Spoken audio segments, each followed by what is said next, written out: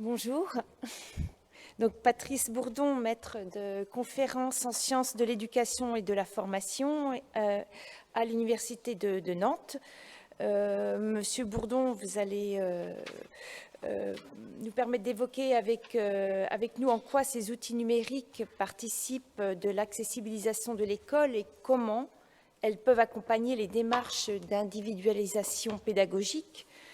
Donc, vous allez également, Monsieur Bourdon, dans cette fin de matinée, avoir une fonction de grand témoin et vous pourrez revenir sur les différents enjeux évoqués en début de cette matinée.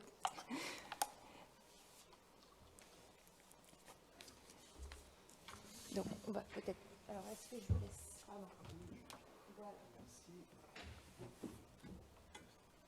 Merci et bonjour, et je vous remercie surtout de cette invitation à cette matinée qui est assez extraordinaire, parce que je trouve que allier des témoignages de chercheurs que nous sommes avec Sandrine Mercier et des témoignages d'expérience de professionnels, d'expérience de jeunes, puisqu'il y a eu un certain nombre de témoignages, je trouve que c'est particulièrement intéressant pour traiter le sujet que l'on avait aujourd'hui.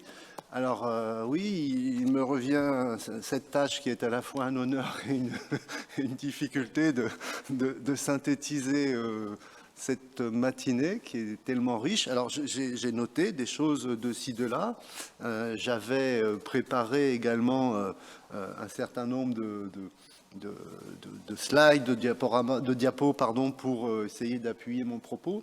Alors, où je vais essayer d'être peut-être complémentaire de ce qui a été dit ce matin, c'est que je vais d'abord commencer par parler de l'école, en essayant de voir comment on en est arrivé là, avec cette école que l'on appelle école inclusive. Mais finalement, est-elle aussi inclusive que son nom l'indique, et qu'est-ce qu'on fait de ça? Voilà.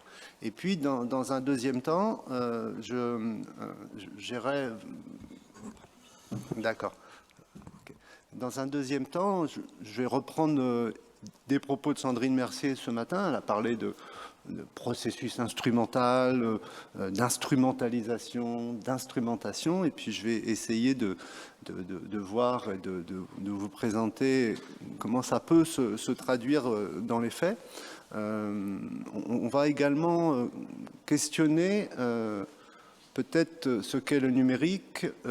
Est-ce que c'est un levier finalement? Parce qu'on a beaucoup parlé de compenser et d'accessibiliser ce matin, hein, donc d'accessibilité et de compensation, et on a peu parlé de ce que l'on appelle l'accessibilisation, c'est-à-dire ce que l'on fait avec pour accéder à quoi, et donc ça m'amènera à échanger sur la question de la participation. Participer dans la cité ou à l'école, qu'est-ce que c'est?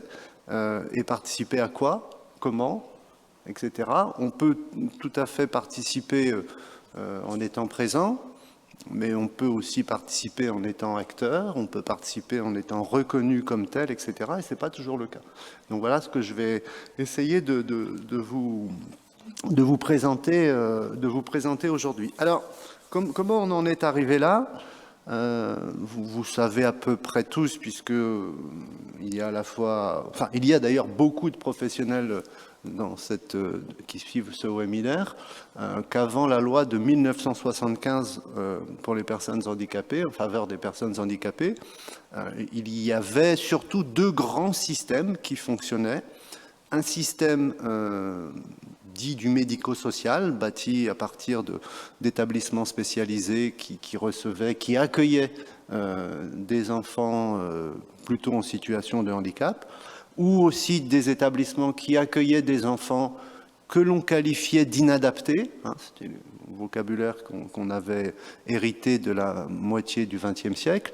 Et puis, il y avait par ailleurs un autre système, qui était le système de l'éducation nationale, avec parfois des élèves en situation de handicap. Je me souviens dans ma scolarité primaire avoir eu dans ma classe, pendant toute ma scolarité, deux copains dont l'un avait été atteint la polio, et donc il claudiquait, et puis un autre qui, bon, maintenant je dirais qu'il avait des troubles du comportement, il sautait toujours au plafond, enfin bref.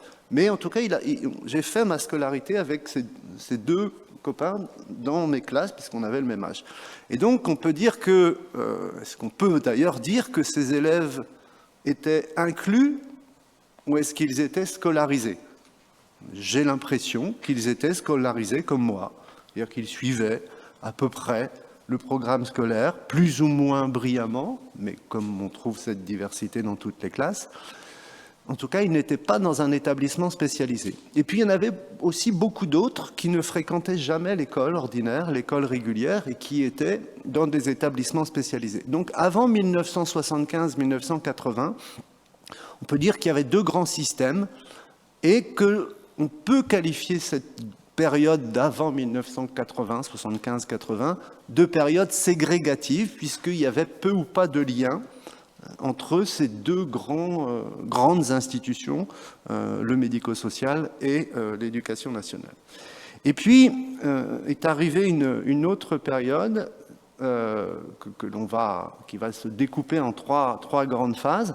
Alors, une période que l'on a appelée l'intégration scolaire. Sur le plan législatif, il y a eu cette loi de 75, et puis en 82 et 83, deux circulaires fondamentales qui ont défini la politique d'intégration scolaire et les moyens donnés à l'intégration scolaire. Et c'est véritablement à partir de cette période-là, qui a duré environ petite vingtaine d'années, c'est véritablement dans cette période-là que des enfants handicapés, on ne les appelait pas encore en situation de handicap, des enfants handicapés ont pu fréquenter l'école. Alors, ils ont fréquenté l'école sous certaines conditions. La plupart du temps, c'était des conditions d'être à peu près sages, pas trop embêtés, être capable de rester au moins 1 heure dans la classe, d'apprendre un peu des choses. Et puis, c'était extrêmement variable en fonction des situations de handicap. Par exemple, il y avait des taux de scolarisation très différents selon si ces élèves étaient atteints de troubles sensoriels, atteints de troubles moteurs, ou troubles cognitifs, troubles du comportement, etc. Pour mémoire, cette période, il n'y avait quasi aucun enfant diagnostiqué autiste scolarisé. Certains qui n'étaient pas diagnostiqués pouvaient l'être, mais la majorité ne l'étaient pas. Ils étaient la plupart du temps soit dans leur famille, beaucoup d'enfants restaient dans leur famille, ils n'avaient pas d'accès à des institutions éducatives, parfois dans des établissements spécialisés, peu ou pas à l'école. Si on regarde d'un point de vue un peu plus historique également, peu d'enfants atteints de trisomie 21 étaient scolarisés avant les années 70, ou en tout cas avaient une scolarité très courte, et quasi aucun avait accès à des études qui lui permettaient d'avoir un métier, d'exercer une fonction de travailleur, etc., alors que ce n'est plus le cas aujourd'hui. Aujourd'hui, on a de plus en plus de personnes atteintes de trisomie 21 qui sont actives. Voilà.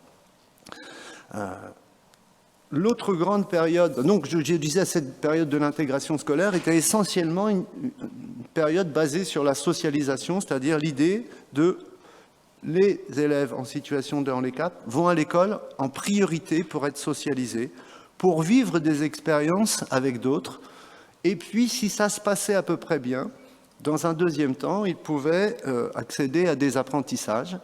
Alors c'est une période qui a été à la fois très riche, très intéressante, mais la façon dont elle a été pensée a toujours des effets néfastes aujourd'hui, puisque cette période s'est construite sur le volontariat des enseignants. Et bien que dans un rapport là fait de 1985, ça a été très vite dénoncé, on ne peut pas baser la scolarisation sur du volontariat des enseignants, ça fait partie du droit. Mais on a toujours ces effets-là aujourd'hui. C'est-à-dire que les professionnels que vous êtes, vous voyez bien que parfois, il y a des enseignants qui disent « oui, mais bon, je ne suis pas formé, etc. » Donc derrière, il y a l'idée du volontariat. Alors que d'autres vont dire « ok ». Et à partir du moment où ils vont dire « ok », on peut engager un certain nombre de choses. En fait, cette période était très centrée sur les moyens spécialisés, avec pour référence des questions d'efficience. Alors, j'ai mis capacité, mais ce serait presque même plus incapacité. C'est-à-dire, ce qu'on essayait d'identifier, c'est quelle déficience, quelle incapacité, pour vérifier s'il y avait une possibilité d'accès à l'école. Et puis, il y a eu une seconde période qui est arrivée dans les années 95, 2000 à peu près, notamment à travers une circulaire de l'Éducation nationale, lorsque Ségolène Royal était ministre, pas de l'Éducation nationale, mais de l'instruction, non, je ne sais plus, l'instruction publique, en tout cas, elle s'occupait de l'école, et elle produit une circulaire très intéressante en 98, je crois, 99 peut-être, qui dit « La scolarisation est un droit, l'intégration est un devoir ». Et là, à ce moment-là, moi j'étais étudiant en Master 1, enfin en maîtrise. À ce moment-là, apparaît dans le discours des enseignants, je suis déjà là, j'ai dû appuyer par erreur, voilà, apparaît dans le discours des enseignants ces deux types de registres langagiers. Certains disaient, en fait, moi j'intègre des élèves dans ma classe, et d'autres disaient, moi je scolarise des élèves dans ma classe. Et à ce moment-là, je suis allé voir, dans les premières recherches, est-ce que ça changeait des choses? Oui, effectivement, ça changeait des choses, je ne vais pas définir ici maintenant, mais j'ai publié à cet effet, mais en gros, ceux qui parlaient d'intégration restaient centrés sur la socialisation, et ceux qui parlaient de scolarisation, pardon, se centraient beaucoup plus sur les apprentissages. Donc il y a eu cette entrée qui a commencé à apparaître dans les années 2000 entre apprentissage et socialisation, qui était menée plutôt de front, en tout cas, c'est-à-dire que la socialisation est quelque chose qui va se construire parce qu'il y a des routines, parce qu'il y a des moments de fréquentation scolaire, et non pas, ce n'est pas un objet particulier d'apprentissage et une condition préalable pour aller à l'école. Ce qui veut dire que cette période a commencé à faire que l'on s'est intéressé peut-être un peu plus aux capacités qu'aux incapacités, et peut-être un petit peu plus aux possibilités. Et c'est dans cette grande période des années 2000-2010 où on voit apparaître un discours fort sur la différenciation pédagogique, sur l'adaptation, et puis sur des dispositifs, et vous en êtes toutes et tous le témoin ce matin, qui sont des dispositifs ressources. C'est-à-dire quand des enseignants ont des besoins, vont s'intéresser à des gens qui ont des expertises, et une spécialisation. Et c'est cette période-là où on voit apparaître ce qu'on a appelé la double approche vers la multi-approche. C'est-à-dire qu'il y a à la fois toujours la présence des établissements spécialisés et du secteur médico-social, et puis de plus en plus d'élèves qui sont scolarisés en milieu régulier, plus ou moins longuement, c'est-à-dire parfois ce sont sur des matinées, voire même seulement 1 heure, mais parfois c'est un petit peu plus long. Et ces moyens ressources, dans les années 90-2000 à peu près, autour des années 2000, c'est aussi les auxiliaires de vie scolaire. Ça s'appelait auxiliaires de vie scolaire à l'époque, maintenant ça s'appelle accompagnement d'élèves en situation de handicap, les AESH. Et donc ces moyens que l'on fournissait étaient une garantie pour donner accès à l'école. Et là, on a vu sur le plan conceptuel un premier passage, qui est le passage du trouble au besoin. C'est-à-dire que, je vous rappelle, 1994, déclaration de Salamanca, qui est une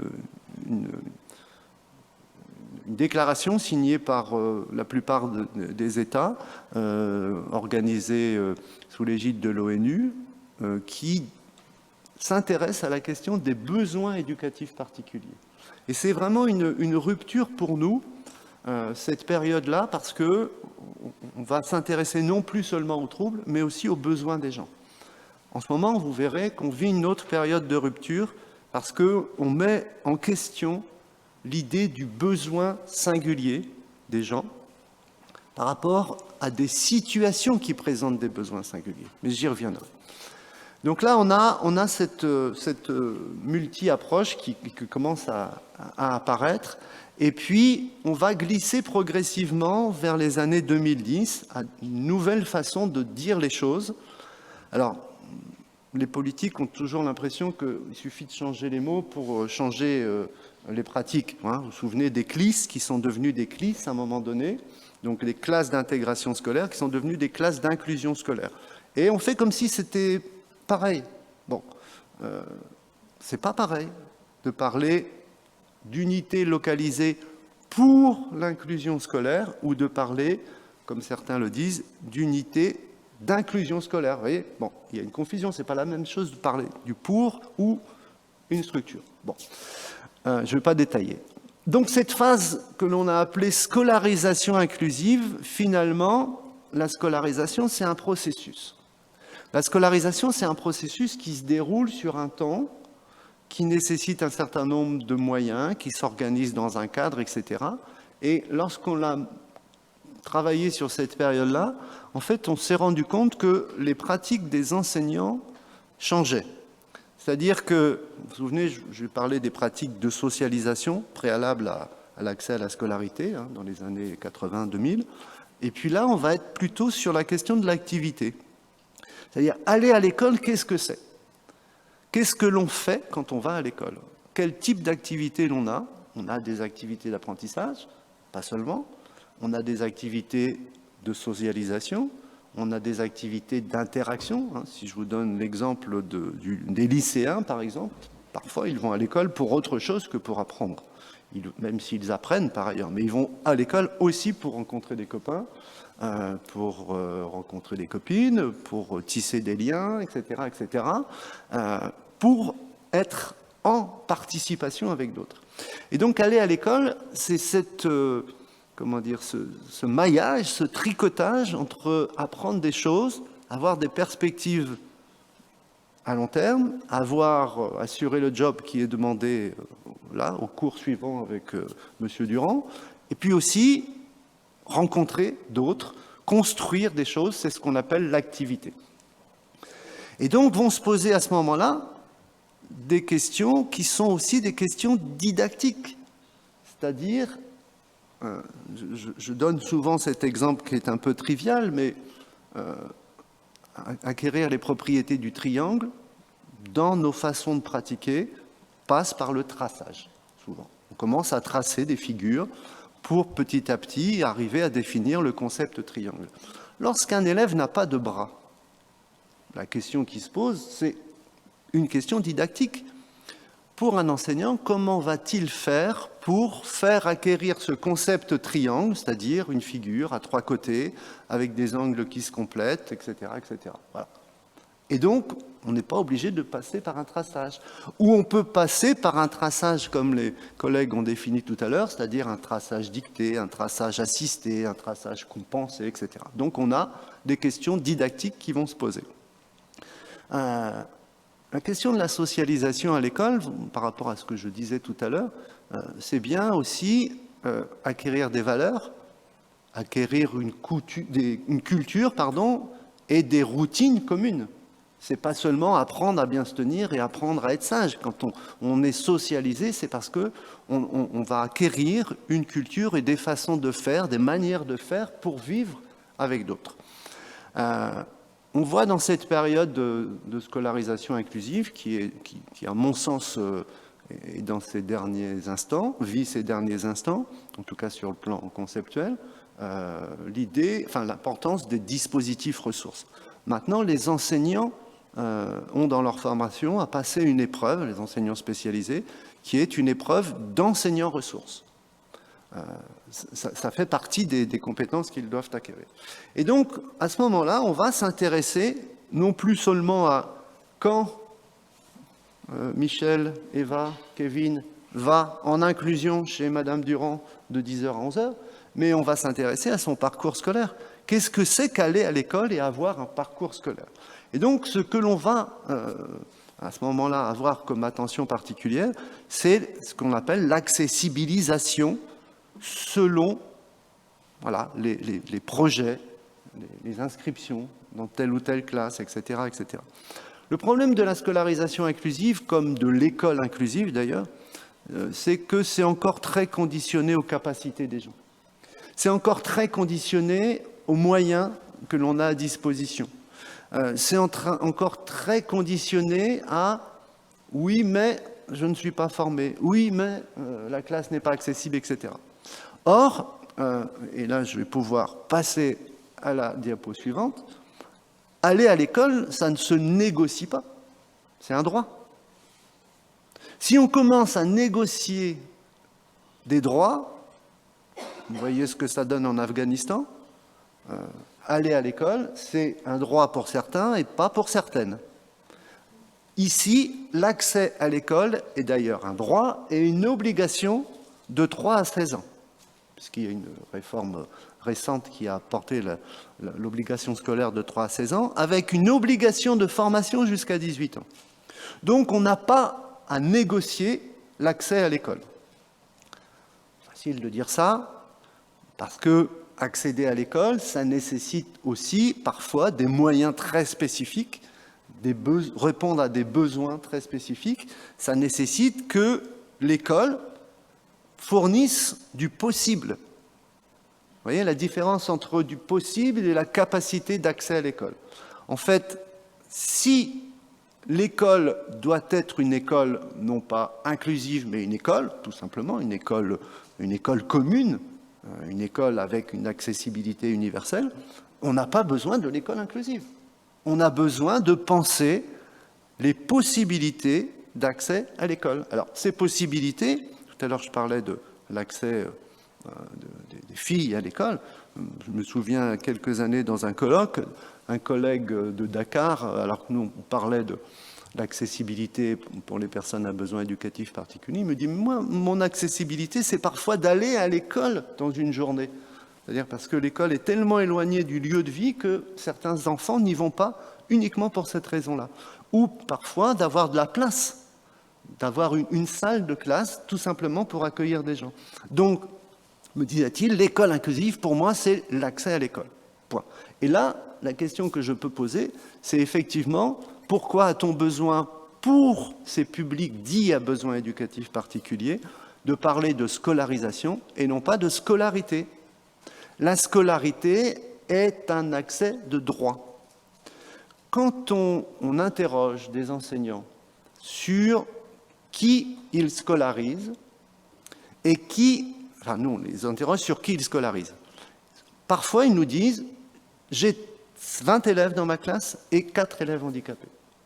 Ça veut dire que pour certains, il y a une scolarité, pour d'autres, il y a un accueil. Et on peut interroger à ce moment-là ce que ça produit en termes de participation. C'est-à-dire, que font ces élèves que les enseignants nomment handicapés ou que l'on dit en scolarisation? C'est-à-dire, qu'est-ce que ça signifie pour eux d'aller à l'école? C'est-à-dire, est-ce que l'on va leur donner accès à l'école parce qu'il y a suffisamment de compensation, parce qu'il y a suffisamment d'accessibilité bâtie, ou est-ce qu'on va leur donner accès à l'école parce que c'est un droit, parce qu'on doit donner la possibilité à tous et à toutes d'aller à l'école. Et donc voilà, vous voyez, on a cette articulation entre compensation et accessibilité.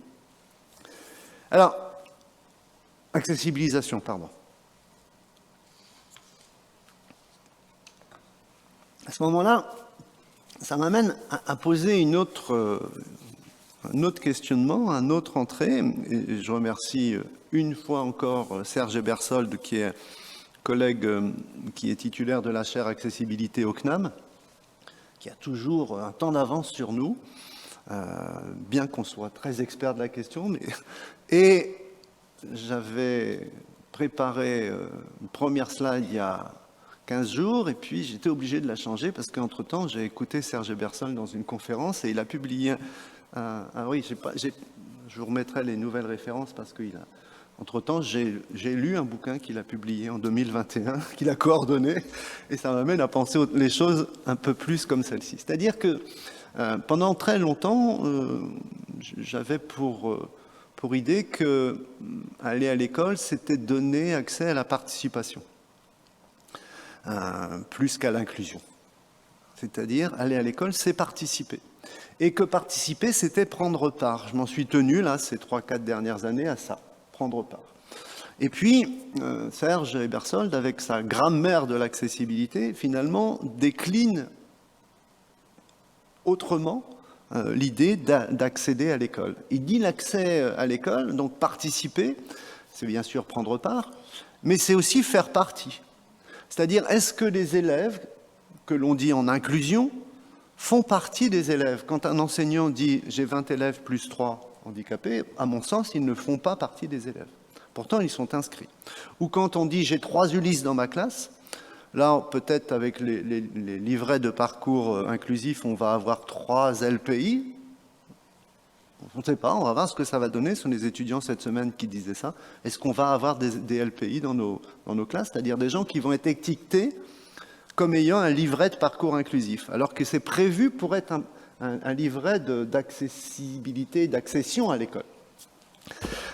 Donc, Serge nous dit, Ebersol nous dit, ben voilà, il y a aussi l'idée de l'incorporation sociale. Aller à l'école, c'est faire partie.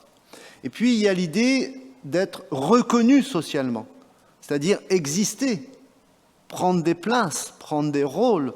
Regardons combien d'élèves reconnus en situation de handicap sont délégués de classe. Regardons combien d'élèves en situation de handicap sont élus, ou des étudiants, par exemple, sont élus au conseil d'administration des universités, dans les conseils d'unités de formation et de recherche, etc. Et puis, le troisième point, et puis je vais accélérer un petit peu pour aller vers le numérique. Le quatrième point, c'est aussi être reconnu comme en émancipation, c'est-à-dire pouvoir agir. Je vais vous donner cet exemple. Vous savez, comme moi, que depuis peu, 1 an ou 2, je crois, les personnes sous tutelle ont le droit de vote. Et donc, ça veut dire qu'ils ont le droit d'agir en tant que citoyens sur la vie politique. Mais comment leur permettons d'agir? Est-ce qu'on leur permet d'agir en disant, ben voilà, le bulletin que tu peux mettre pour voter, c'est celui-ci? Ou est-ce qu'on leur permet de faire un choix? Prenons l'exemple de gens qui ont des troubles cognitifs, voilà, de compréhension, de déficience intellectuelle. Comment font-ils leur choix? C'est-à-dire comment vont-ils agir? Comment vont-ils pouvoir s'émanciper et prendre une place de citoyen? C'est ça les questions que nous pose l'accès à l'école. Qu'à mon sens ne pose pas l'école inclusive, puisque l'école inclusive va toujours rester dans l'idée de conditions pour y accéder. Alors, maintenant, je vais proposer d'aller vers le numérique, avec cette question que j'avais posée au départ, c'est en quoi le numérique peut-il donner accès à l'école et à la cité? On a parlé de plusieurs choses, de compensation, par exemple, de nécessité d'avoir des outils, des béquilles qui vont permettre d'avoir de la transcription, qui vont permettre de grossir des documents, qui vont avoir des synthèses vocales, etc., etc. C'est-à-dire un tas d'outils qui vont, numériques, mais qui vont nous permettre de mieux participer, ou de participer sans être exclu. Donc, première question, qu'est-ce que ça veut dire numérique et qu'est-ce que ça veut dire un outil? D'accord? Sandrine Mercier, ce matin, vous a montré l'exemple du marteau. Elle a aussi cité mon exemple du téléphone, du smartphone, qui est, a priori, au départ, sert à communiquer ou à avoir accès à des choses, mais ça peut aussi servir à caler une table, un smartphone. Ça a une certaine épaisseur intéressante. Donc, qu'est-ce qu'on fait de ces outils? L'autre chose que je voudrais partager avec vous, c'est comment faire pour que les outils deviennent des instruments pour sa propre activité. C'est-à-dire à quoi ça va nous permettre. Et c'est là ce qui a été dit ce matin, est pertinent, est intéressant, c'est-à-dire qu'effectivement, on se rend compte que certains outils, je dirais même plus certains artefacts, je vais vous dire ce que c'est après, certains artefacts permettent effectivement de donner accès à des choses, parce que si on a un usage très très difficile de ses membres inférieurs, le fauteuil permet effectivement d'aller d'un lieu à un autre, etc. Mais c'est pas parce qu'on a un fauteuil qui compense l'incapacité de se mouvoir seul que l'on va avoir accès au même type d'activité, parce qu'il y a une part personnelle. Pourquoi certaines personnes en fauteuil ne sortent que peu ou pas de chez elles, alors que d'autres sont championnes olympiques? Donc vous voyez bien, ce n'est pas uniquement la compensation qui va permettre de... bon, là, on n'est pas sur du numérique, mais c'est pas parce que j'ai un smartphone que je vais réussir à passer une thèse. C'est pas parce que j'ai un iPad que je vais ça va me permettre d'apprendre. Ça va me permettre d'apprendre en partie, mais pas que. Donc c'est ça qu'on peut regarder. Et puis l'autre chose, c'est l'idée que l'introduction d'outils numériques serait une condition préalable à la fréquentation scolaire. J'imagine que dans votre quotidien, vous avez tout le temps des gens qui vous disent moi je peux prendre cet élève, je peux le prendre dans ma classe, mais qu'est-ce qu'il y a comme outil? Qu'est-ce qu'on va faire? Est-ce qu'elle a un ordinateur? Est-ce qu'elle a... Et puis ces enseignants qui parfois disent non, moi je n'utilise pas l'ordinateur de la maison, j'utilise celui de l'école. Et donc ça nécessite que les élèves s'adaptent, que tout le monde s'adapte, etc. Donc qu'est-ce qu'on fait de ces outils? Alors, ce matin, il y a eu un certain nombre de choses qui ont été dites. C'est sur l'idée enfin c'est Sandrine, merci, qui disait ça, que les outils, c'était pas magique, que les outils dépendaient de ce qu'on allait en faire. On a parlé de temporalité aussi dans l'usage des outils. Vous en avez parlé aussi les unes et les autres, c'est-à-dire comment ça prend sens? Est-ce que c'est un outil qui est stigmatisant? Est-ce qu'il n'est pas stigmatisant? Est-ce que le passage d'un ordinateur à une tablette est plus pertinent? En quoi ça va me permettre? Qu'est-ce que ça me donne comme identité sociale, etc. Donc les outils que l'on utilise, vous le savez, hein, une des premières choses parfois quand on voit quelqu'un sortir un smartphone, c'est de regarder ce qu'il a. Est-ce qu'il a le dernier iPhone? Est-ce qu'il a un vieux truc à clavier? Qu'est-ce qu'il fait de ça? Et puis si on regarde l'écran d'accueil de nos appareils connectés, on voit que ils sont pas tous pareils. On met des choses en écran d'accueil ou en deuxième page qui sont liées à notre propre activité. Donc qu'est-ce qu'on fait de ces outils? Alors je vais vous proposer rapidement de voir comment on s'organise avec ça. Les outils, ou voire même, on pourrait dire artefact, alors un outil c'est un objet technique, technologique, un artefact c'est une transformation de cet outil pour un usage particulier. D'accord? Le crayon est un outil, voilà, il est composé de plastique, de mine, de gomme, etc.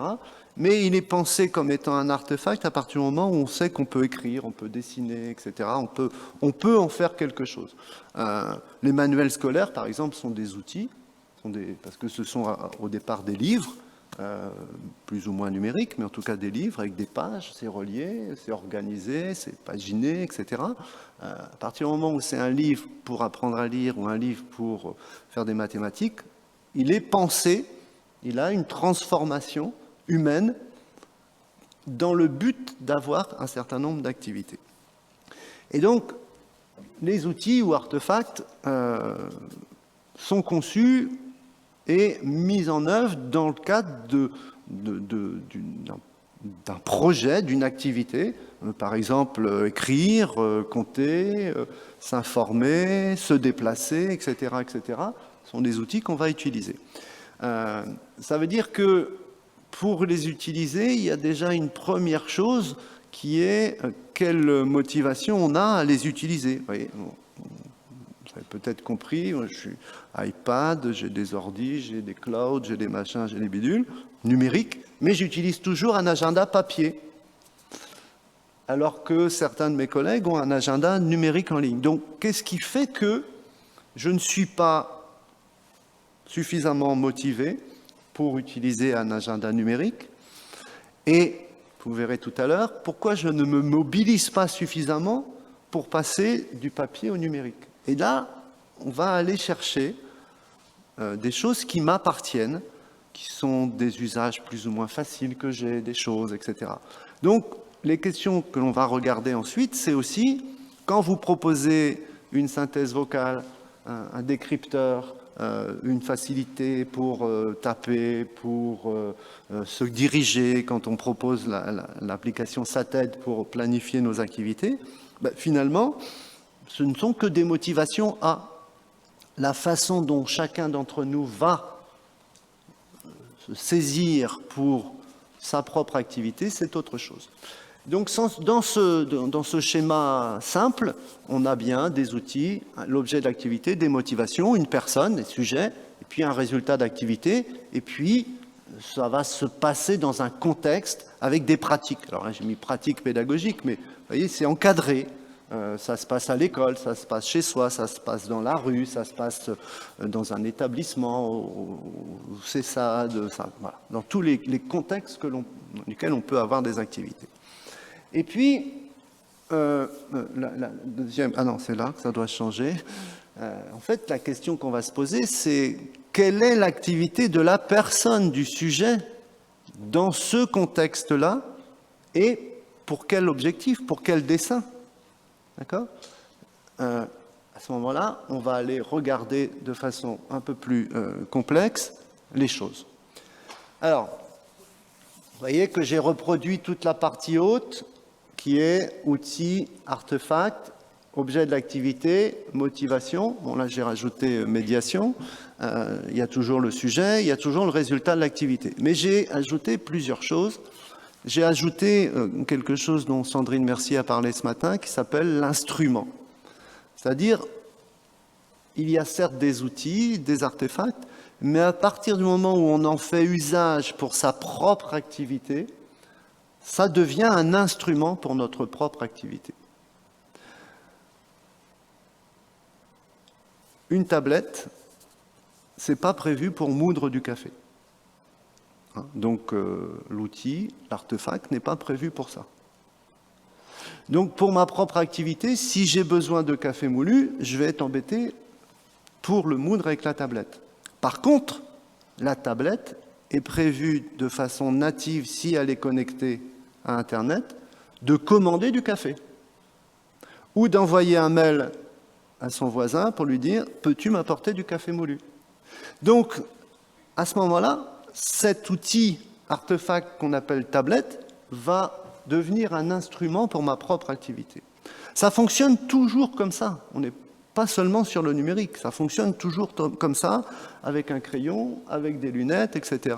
Bon, ces lunettes sont prévues pour grossir, puisque je suis presbyte, mais ça va surtout me permettre d'accéder à la connaissance, à accéder à une vérification de mon orthographe, par exemple, des choses comme ça. En tant qu'outil, ça permet de grossir, mais sinon, pour mon activité, c'est un instrument. On a parlé rapidement ce matin de deux grandes phases. Une première phase qui est la phase d'instrumentation, vous voyez, entre l'artefact et le sujet, c'est-à-dire, c'est ce que je disais juste avant, voilà, les outils numériques vont conditionner un certain type d'usage et d'activité. Voilà. Ma tablette ne va pas me permettre de moudre du café. Au mieux, si je prends un peu de risque, elle va me permettre d'écraser des grains de café, mais pas de le moudre. D'accord ? Donc, dans cette phase d'instrumentation, le sujet, les activités du sujet sont conditionnées à l'outil. D'accord ? Avec ça, je ne peux pas faire de la couleur. Je ne peux faire que du gris. C'est conditionné. Par contre, je peux faire du dessin. Et ça, c'est une autre activité. Et donc, cette phase d'instrumentation est celle qui conditionne le sujet dans ses usages. Mais il y a une phase d'instrumentalisation, c'est-à-dire c'est ce que le sujet fait des outils qu'on lui propose. comment il s'en sert? Comment il s'en sert pour sa propre activité? C'est-à-dire, tous les outils que l'on utilise, tous les artefacts que l'on utilise, on les transforme, tous. On en fait un propre usage. C'est-à-dire qu'un traitement de texte qui est commun, présent dans les machines, présent dans les ordinateurs, etc., chacun en fait son propre usage. On change la police, on change la taille des caractères. Sandrine Mercier se moque toujours de moi parce qu'avec mon grand âge, j'ai des polices de caractère assez grandes, alors qu'elle, qui avec son jeune âge, n'a pas besoin de ça. Bon, mais ça me permet de vivre et d'avoir une activité sans chausser des lunettes tout le temps. Donc, je vais, dans cette phase d'instrumentalisation, faire usage pour ma propre activité. Et à ce moment-là, je vais atteindre l'objectif, je vais avoir des résultats sur mon activité, des résultats qui correspondent au motif que j'ai. Qu'est-ce qui m'intéresse? Pourquoi je veux faire ça? Comment je veux le faire? Pour quel dessin? Pour quelle perspective? Pour quel résultat immédiat? Etc. Donc, voilà, je vais avoir des résultats d'activité.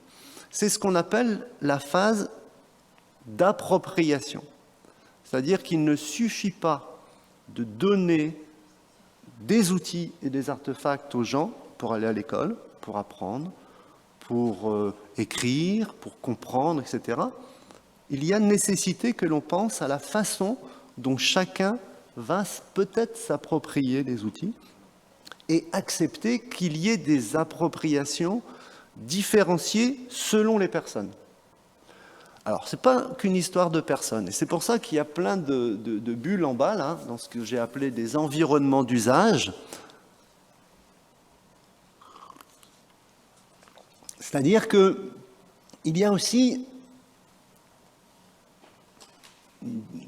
des environnements dans lesquels on utilise les outils. Alors, environnement, ce n'est pas encore le bon mot. Il faut que je suis en train de le travailler, mais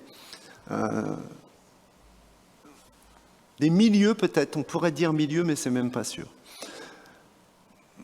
Un écosystème, peut-être ce serait mieux. Un écosystème dans lequel on utilise les outils. Alors, il y a les gens avec qui on utilise ces outils, c'est-à-dire les co-sujets, les pairs, les enseignants, les parents, les éducateurs, les autres avec qui on utilise ces outils. Et vous savez qu'une partie des apprentissages que l'on fait sont des apprentissages qu'on fait avec l'autre. Ça, c'est dans la nature humaine. On ne peut pas faire autrement que d'apprendre avec d'autres. Dès les premiers instants de la naissance, si l'autre n'est pas présent, on n'apprend pas. Et surtout, on ne vit pas. On ne survit pas puisqu'on a forcément besoin de l'autre. Deuxième chose dont on a besoin pour apprendre, la plupart du temps, c'est donc d'avoir des pratiques, des règles, de faire référence à une certaine culture, à des valeurs.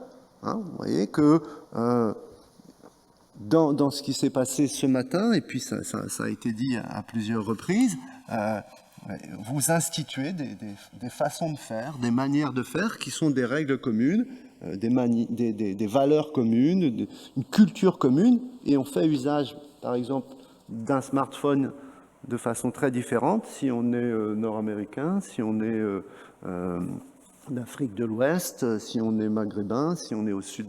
Voilà, on fait des usages d'un même outil de façon différente. Et donc, il y a aussi des contextes et des milieux qui nous permettent d'agir plus ou moins avec les outils qu'on utilise. Et donc, tout ça fait que la façon dont chacun utilise les outils numériques va donner accès à un certain type d'activité et va, c'est la petite flèche bleue qui remonte, nourrir de nouveaux motifs, c'est-à-dire nourrir de nouvelles mobilisations dans l'usage des outils numériques. Alors, je suis presque à la fin, il me reste quelques minutes, et là je voudrais, après cette présentation, revenir sur des petites choses qui ont été dites ou faites ce matin.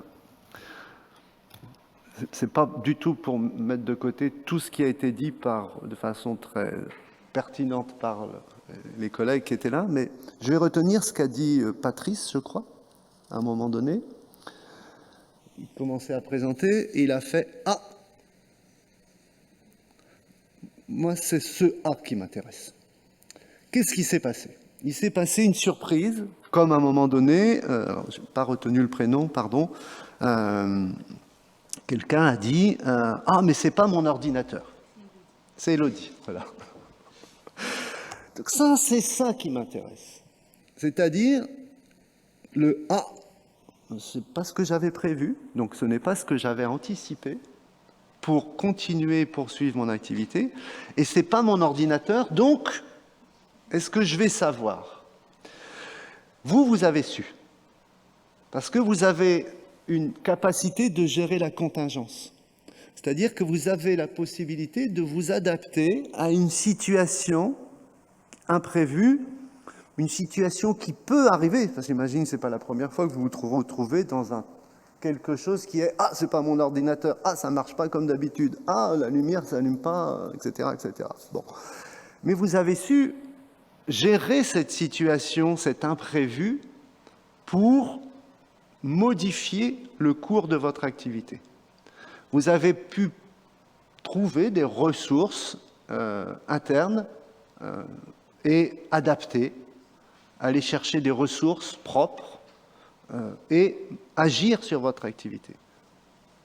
Tous les élèves ne sont pas en mesure, tous les enfants ne sont pas en mesure d'agir sur cette activité, de modifier le cours de l'activité. Et à ce moment-là, ils ont besoin de ressources. Mais vous aussi, vous avez eu besoin de ressources ce matin.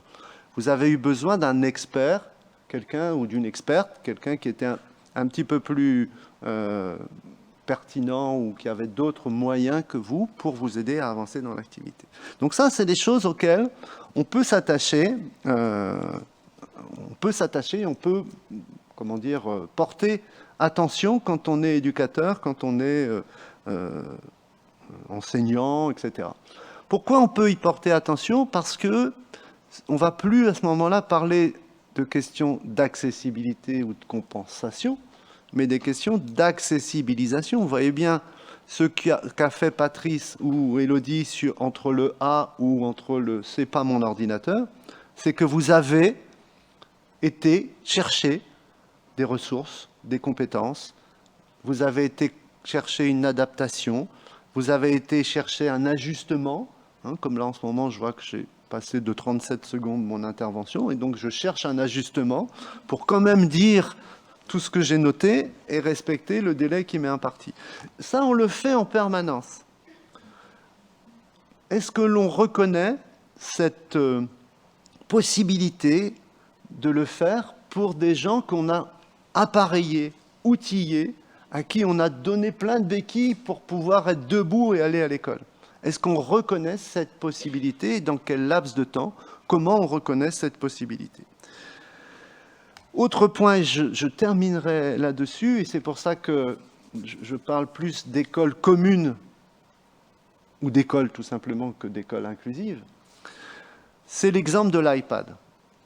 L'intérêt de ces outils que l'on a eu, que l'on a depuis quelques années, mais les smartphones sont pareils, chez Samsung c'est pareil, hein, c'est pas seulement iPad, c'est aussi la qualité technique et technologique qu'il y a derrière, c'est d'avoir une accessibilité pensée comme étant native. C'est-à-dire, tout est déjà là, et il suffit de faire varier des critères de réglage. Comme j'ai fait avec mon smartphone, j'ai mis des critères de réglage. Je n'ai pas eu besoin d'acheter un smartphone, comme c'était le cas il y a 20 ans pour ma mère, d'acheter un smartphone avec des gros caractères, enfin pas un smartphone, un téléphone, qui avait des grosses touches, etc., qu'elle voyait bien, ou d'avoir des touches avec des picots. Ça existe, c'est natif. L'école, pour l'instant, j'ai l'impression que la possibilité de scolarité n'est pas encore native. C'est-à-dire qu'elle est toujours conditionnée au fait d'avoir des moyens, d'avoir des possibilités, etc. Je vais arrêter là, pardon pour tout ce que je n'ai pas dit, notamment voilà, sur ce qui a été travaillé en termes d'usage, en termes d'activités débranchées qui ont été citées par Sandrine. J'avais noté aussi des témoignages intéressants, celui de Léandre, qui, au tout début, dit « Je suis 10 ». C'est son identité. Qui lui a donné cette identité? Qui le reconnaît comme tel? Pourquoi il a besoin de dire « Je suis 10 ». Je suis Léandre, je suis un enfant. Vous voyez?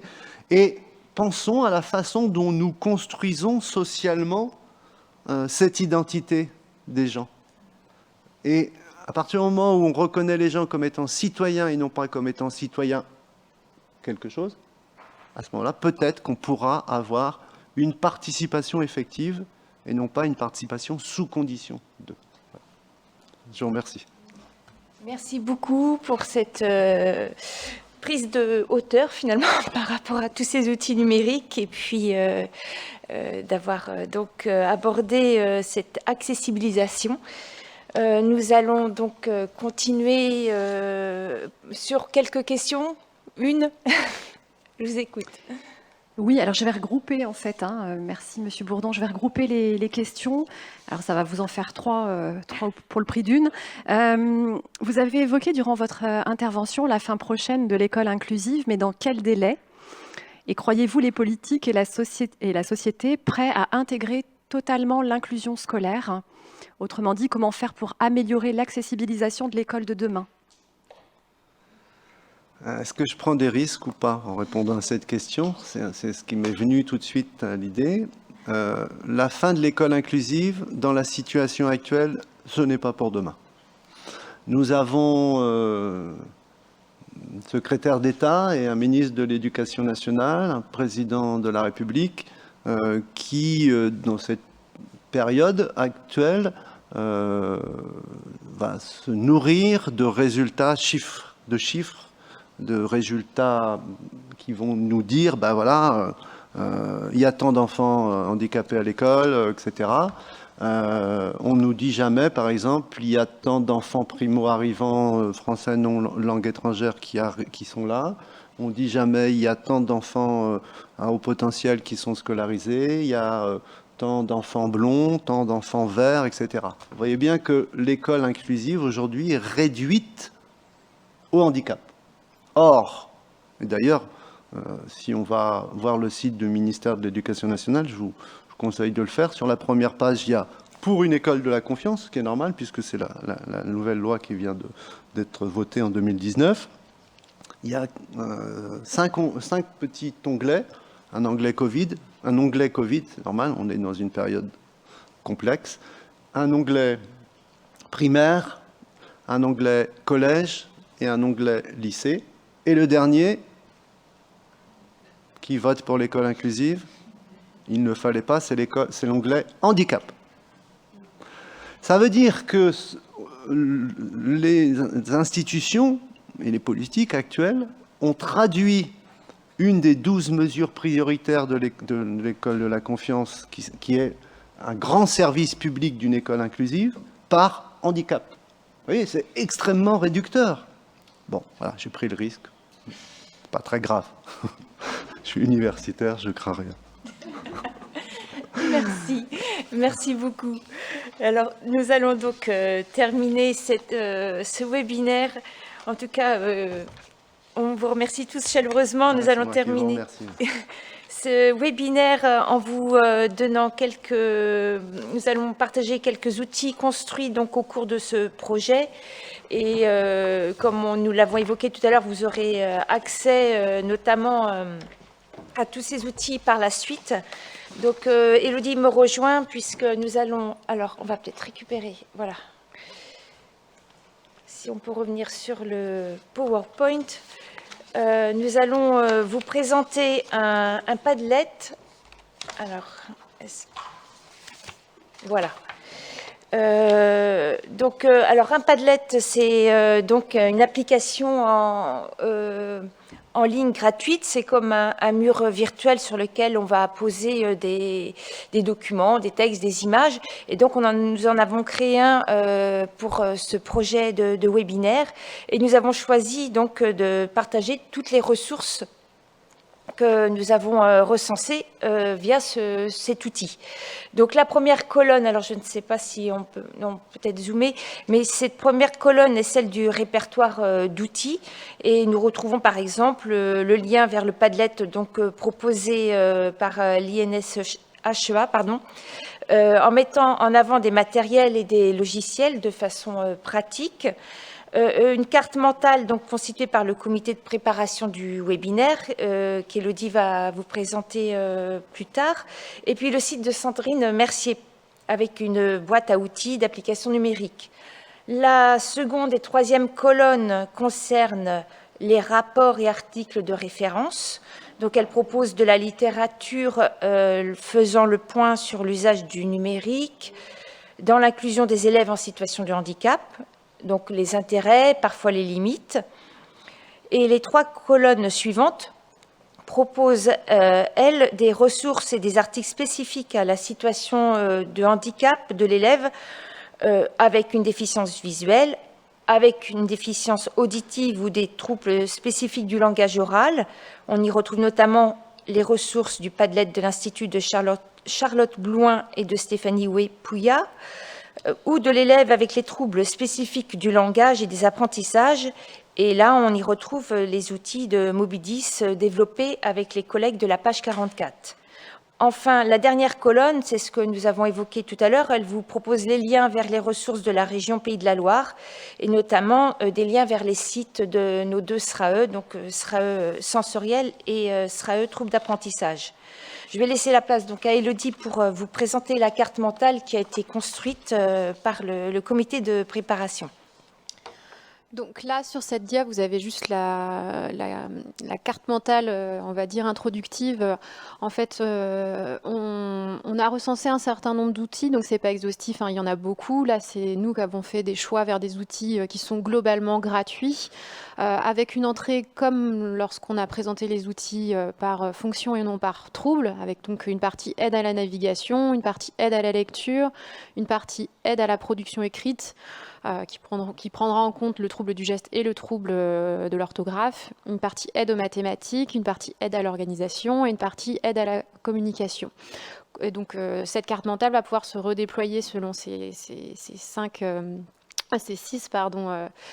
fonctions, et à partir de chaque fonction, on a redéployé encore des cartes mentales sur l'environnement, si on est sur un environnement PC, si on est sur un environnement tablette, donc soit Android ou iOS. Par contre, on n'a pas fait de développement pour l'outil Mac.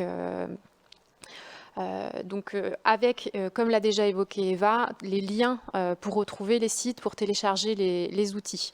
Donc c'est un premier recensement, et je rajouterai du coup dans la première colonne un lien vers le réseau Nouvelles Technologies qui permet de faire une veille sur les nouveaux outils technologiques qui sortent. Alors ça va au-delà des applications numériques, mais on y retrouve les informations. Donc, il est important de signaler qu'on continuera d'alimenter, effectivement, c'est ce que tu viens d'évoquer, mais autant sur la carte mentale que sur le Padlet, on va essayer de tenir à jour les références et les ressources.